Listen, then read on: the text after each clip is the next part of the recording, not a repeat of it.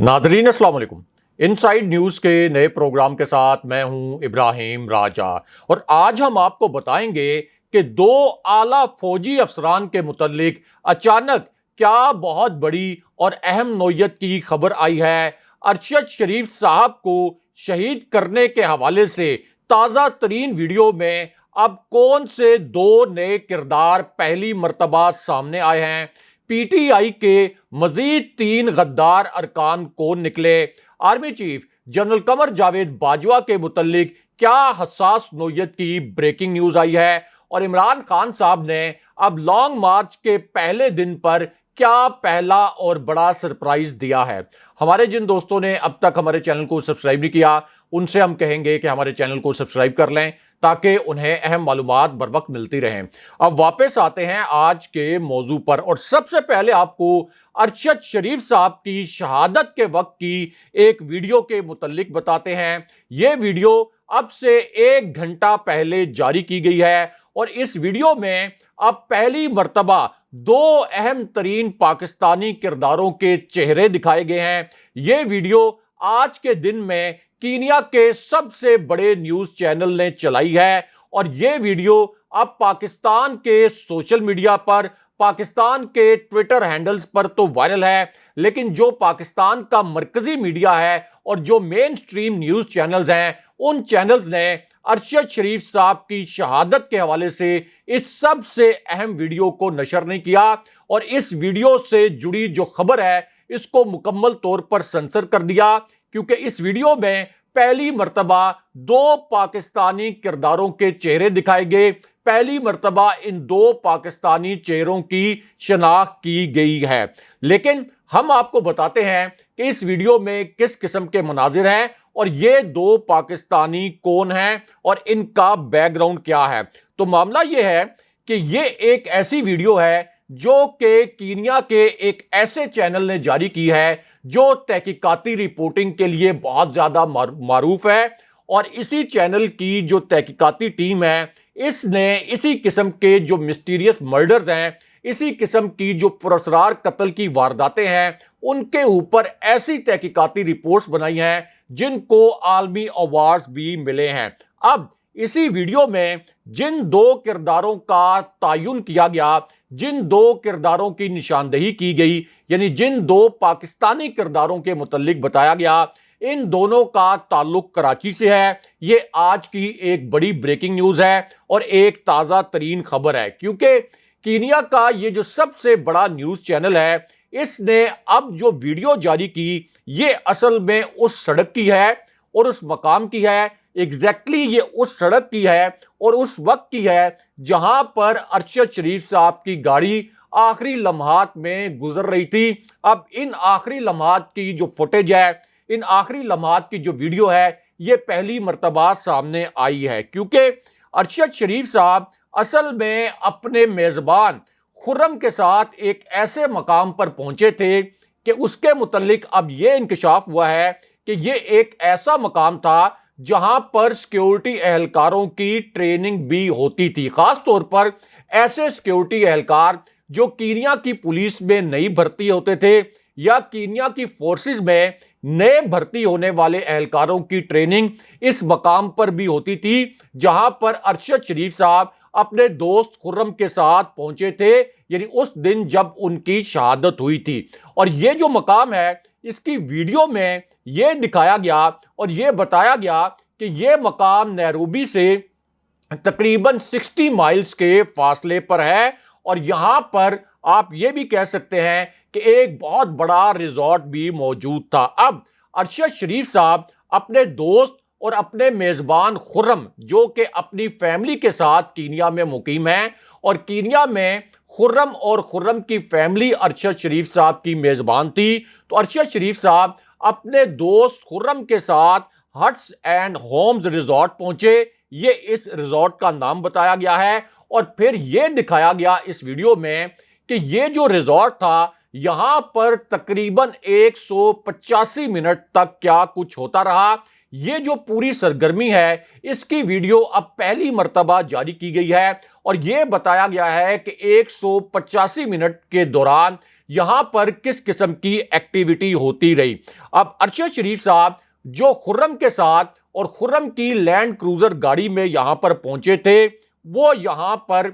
इसी रिजॉर्ट में मौजूद थे और फिर इसी वीडियो में पहली मर्तबा दो पाकिस्तानी किरदारों की निशानदेही भी की गई और इन दोनों किरदारों के मुतल्लिक अब पहली मर्तबा यह बताया गया कि इनके पास असलहा सप्लाई के लाइसेंस भी थे, यानी ये असलहा भी सप्लाई करते थे। इन दो पाकिस्तानी किरदारों के मुतल्लिक अब पहला इंकशाफ यह किया गया। इन दोनों किरदारों के नाम भी आपको बताते हैं। अब कीनिया का ये जो सबसे आप कह सकते हैं कि बड़ा मीडिया आउटलेट है, इसने इस वीडियो में यह दिखाया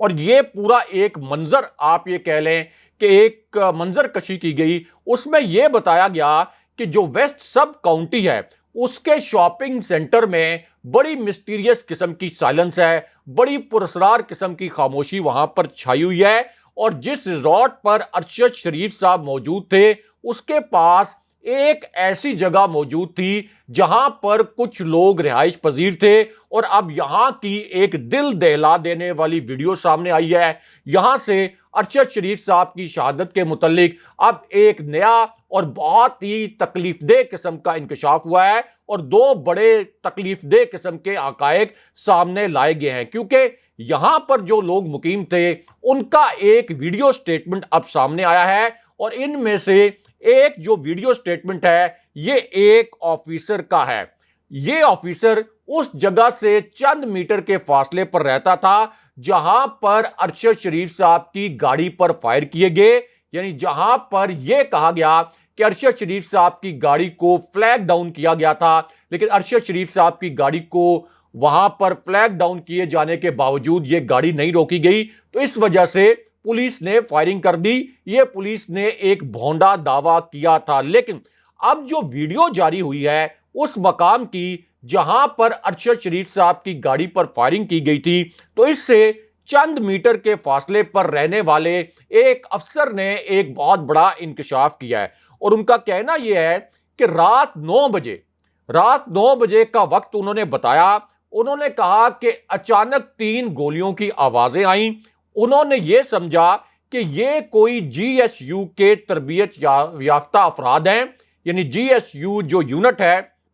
कीनिया की पुलिस का, यह उसके कोई तरबियत याफ्ता पुलिस एहलकार हैं। इसलिए उस वक्त उन्होंने इन 3 गोलियों की आवाजों का नोटिस नहीं लिया, लेकिन जब सुबह हुई तो अतराफ के लोगों ने मुझे यह बताया कि कल रात को पुलिस एहलकारों ने कुछ ऐसे लोगों को गोली मार दी, कुछ ऐसे अजनबियों को गोली मार दी जिनके मुतल्लिक पुलिस ने पहले यह समझा कि वो डाकू थे। लेकिन यहां पर हैरान कुन बात यह थी कि इस ऑफिसर ने बताया कि उस वक्त सिर्फ 3 गोलियों की आवाज आई थी, यानी वैसे तो अरशद शरीफ साहब की गाड़ी पर 9 से ज्यादा गोलियों के निशानात हैं, लेकिन उस वक्त 3 गोलियों की आवाज आई, जिसके ऊपर कीनिया के मीडिया ने यह सवाल उठाया कि कहीं ऐसा तो नहीं है कि ये 3 गोलियां पहले ही अरशद शरीफ साहब को गाड़ी से बाहर निकालकर या गाड़ी रोक कर मारी गई हों और बाद में ये जो 9 बुलेट्स हैं वो इस वजह से मारी गई हों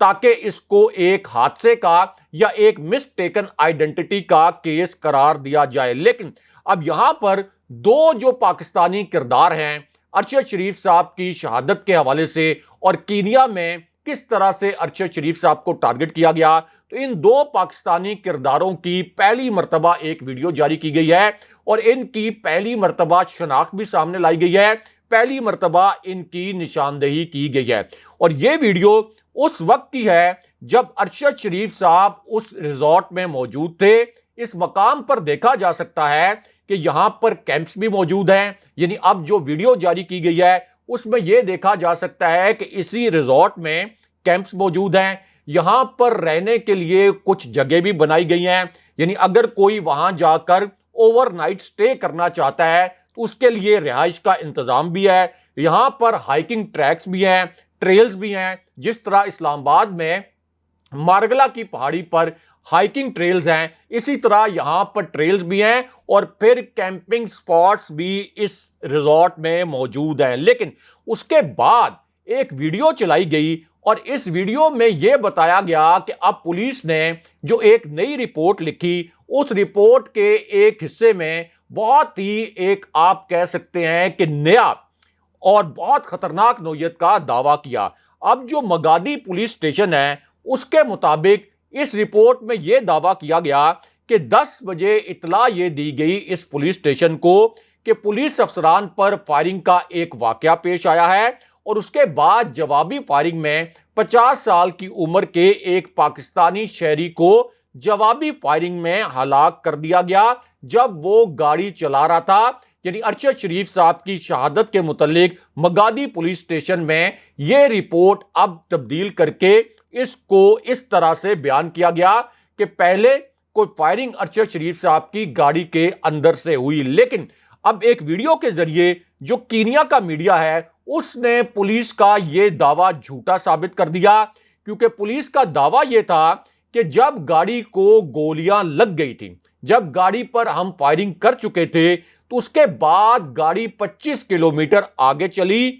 इसका दायां टायर मुकम्मल तौर पर खत्म हो गया था, दाएं टायर के ऊपर भी गोलियां लगी थी और 25 किलोमीटर दाएं टायर के बगैर ये गाड़ी चलती गई और फिर जिस टायर पर गोली लगी हुई थी वो टायर फट गया। लेकिन अब जो वीडियो जारी की है कीनिया के सबसे बड़े न्यूज चैनल ने, उससे साबित यह किया गया कि लगता यह है जो फॉरेंसिक एक्सपर्ट्स हैं वो ये बता रहे हैं कि जिस टायर के मुतालिक ये दावा किया गया कि ये 25 किलोमीटर दूर जाकर फट गया, अब ये फॉरेंसिक माहिरीन की रिपोर्ट है कि लगता यह है कि इस टायर को काफी देर बाद फायरिंग करके फाड़ा गया। यानी ऊपर जो गोलियां लगी लैंड क्रूजर पर वो किसी और वक्त पर लगी और इस टायर पर गोलियां जो हैं ये किसी और वक्त पर मारी गई और मुमकिना तौर पर इस टायर पर बाद में गोलियां इसलिए मारी गई ताकि यह बहाना बनाया जा सके कि पहले हमने टायर पर गोलियां मारकर इस गाड़ी को रोकने की कोशिश की। लेकिन कीनिया के मीडिया ने अपनी पुलिस का यह जो एक नाम नहाद दावा था इसको भी एक वीडियो के जरिए और एक फॉरेंसिक रिपोर्ट के जरिए मुकम्मल तौर पर मुस्तरद कर दिया। लेकिन उसके बाद एक और वीडियो जारी की गई है जो अब से 2 घंटे पहले जारी की गई और इसमें 2 पाकिस्तानी किरदारों की निशानदेही पहली मर्तबा की गई। अब इस वीडियो में यह दिखाया गया कि जिस रिजॉर्ट में अरशद शरीफ साहब मौजूद थे उसके पास दिफाई साजो सामान की एक बहुत बड़ी दुकान भी मौजूद है, एक ऐसा आउटलेट मौजूद है जहां पर पिस्टल्स मौजूद हैं, इसी तरह गन्स मौजूद हैं, दीगर जो दिफाई साजो सामान होता है वो भी यहां पर मौजूद हैं। और इस कैंप में और यहां पर जो शूटिंग रेंज है यहां पर कीनिया के जो सरकारी सिक्योरिटी एहलकार हैं वो भी अपना शूटिंग का शौक पूरा करने के लिए आते हैं। और ये शूटिंग रेंज जिस कंपनी की मलकियत है वो कंपनी असल में दिफाई साजो सामान सप्लाई करने की एक रजिस्टर्ड कंपनी है, यानी कोई गैर कानूनी कंपनी नहीं है। जिस शूटिंग रेंज में अरशद शरीफ साहब गए थे, जिस कंपनी की ये शूटिंग रेंज है, ये दिफाई साजो सामान फराम करने वाली एक रजिस्टर्ड कंपनी है। इस कंपनी के मुतालिक ये बताया गया कि ये कंपनी 2015 में बनाई गई थी और यही कंपनी मिलिट्री सप्लायर के कारोबार से भी वाबस्ता है, यानी कीनिया की फौज को भी गन्स, पिस्टल और जो दीगर दिफाई साजो सामान है वो ये कंपनी फराम करती है। लेकिन उसके बाद जो आखिरी वीडियो चलाई गई उसमें अरशद शरीफ साहब की शहादत के वक्त के हवाले से एक बड़ा हसास नोयत का इंकशाफ किया गया और ये जो वीडियो है ये उस मकाम और उस वक्त की है जब अरशद शरीफ साहब को गोली मारी गई। और इस वीडियो में बताया यह गया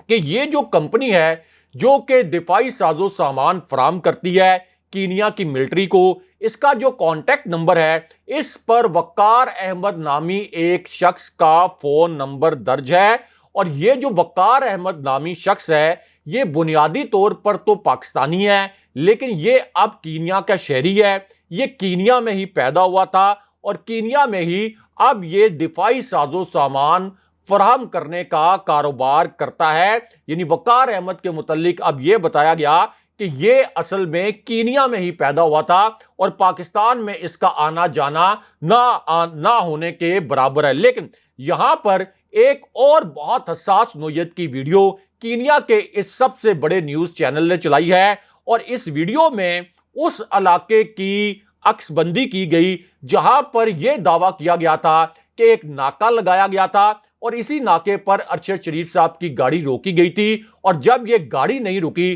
तो फिर अरशद शरीफ साहब की गाड़ी पर फायरिंग की गई। यह एक भोंडा दावा किया गया था। लेकिन अब इस मामले पर जो एक ताजा तरीन हसास वीडियो जारी की गई है वो उस मकाम की है जहां से गाड़ी चोरी होने का दावा किया गया था। यानी जहां के मुतल्लिक यह दावा किया गया था कि यह वो शॉपिंग सेंटर है जहां से गाड़ी चोरी हुई थी। लेकिन उसके बाद जिस रास्ते पर मुबैना तौर पर यह चोरी की गई जो गाड़ी है इसको ले जाने का जो दावा किया गया था वहां सड़कों की साइड पर कैमरे मौजूद थे और अब इनमें से किसी भी कैमरे में किसी गाड़ी के चोरी होने के मनाजिर मौजूद नहीं है। किसी कैमरे में यह फुटेज मौजूद नहीं है कि इस इलाके से कोई गाड़ी चोरी हुई हो या किसी सड़क से यह चोरी शुदा गाड़ी गुजर रही हो और फिर पुलिस के पास भी इस किस्म की कोई फुटेज नहीं है कि इस चोरी की गई गाड़ी को कहीं और लेके जाया जा रहा हो। इसका मतलब यह है कि यह मिसटेकन आइडेंटिटी का केस नहीं था। कीनिया का मीडिया यह कह रहा है कि अरशद शरीफ साहब को निशाना बनाया गया, लेकिन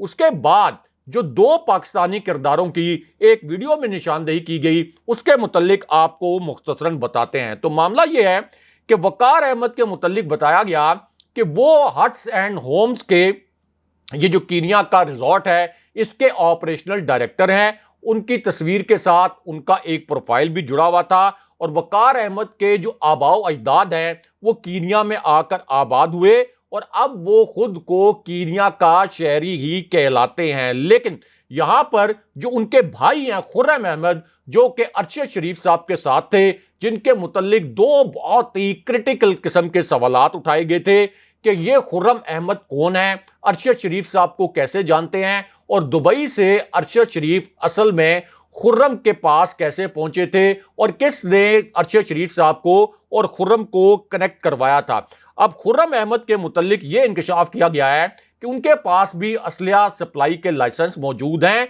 और वो भी कीनिया की जो मिलिट्री है उसको दिफाई साजो सामान फराम करते हैं। इनका ताल्लुक भी कराची से है और अब 34 के करीब लोगों को शामिल तफ्तीश किया गया है अरशद शरीफ साहब की शहादत के हवाले से। लेकिन यहां पर अरशद शरीफ साहब की जो आखिरी वीडियो आई है जो अब से कुछ देर पहले जारी की गई है वो सबसे तकलीफदेह वीडियो है और ये वीडियो उस वक्त जारी हुई जब पाकिस्तान के दो फौजी अफसरान के मुतल्लिक एक हैरानकुन दावा किया गया और एक ऐसा इंकशाफ किया गया जिस पर पूरा पाकिस्तान लरज कर रह गया। ये आज की एक बड़ी ब्रेकिंग न्यूज है, एक बहुत हसास नोयत की खबर है और अब इसी खबर से जुड़ी एक वीडियो भी सामने आ गई है और ये जो खबर है या ये जो इंकशाफ है ये कोई निजी महफिल में नहीं किया गया बल्कि ये इंकशाफ अब कैमरों के सामने किया गया है। इसी वजह से ये आज की बहुत बड़ी खबर बन चुकी है और ट्विटर पर इस खबर के मुतल्लिक इस वक्त एक ट्रेंड भी चल रहा है। अब इस इंकशाफ में बताया यह गया कि आजम सवाती को असल में किसने बरहना किया था और आजम सवाती ने अब प्रेस कॉन्फ्रेंस में यह इंकशाफ किया या आप कह सकते हैं कि यह दावा किया कि उन्हें मेजर जनरल फैसल और ब्रिगेडियर फहीम ने बरहना किया था। ये आजम सवाती ने इल्जाम लगाया कि जब उन्हें गिरफ्तार किया गया तो ये जो दो फौजी अफसरान हैं इन्होंने आजम सवाती को बरहना किया। लेकिन यहां पर अरशद शरीफ साहब की एक दिल दहला देने वाली आखिरी वीडियो भी सामने आई है और ये वीडियो DGISI की प्रेस कॉन्फ्रेंस के बाद सामने आई और जैसे ये वीडियो सामने आई इमरान खान साहब ने आज लॉन्ग मार्च के पहले दिन पर army chief general Qamar Javed Bajwa के मुतल्लिक एक हैरानकुन वाकया सुनाया, लेकिन मीडिया ने इमरान खान साहब के अल्फाज को सेंसर कर दिया। अब इमरान खान साहब ने अपने लॉन्ग मार्च का जो आगाज है ये लिबर्टी चौक से किया और उसके बाद इमरान खान साहब ने ये अल्फाज बोले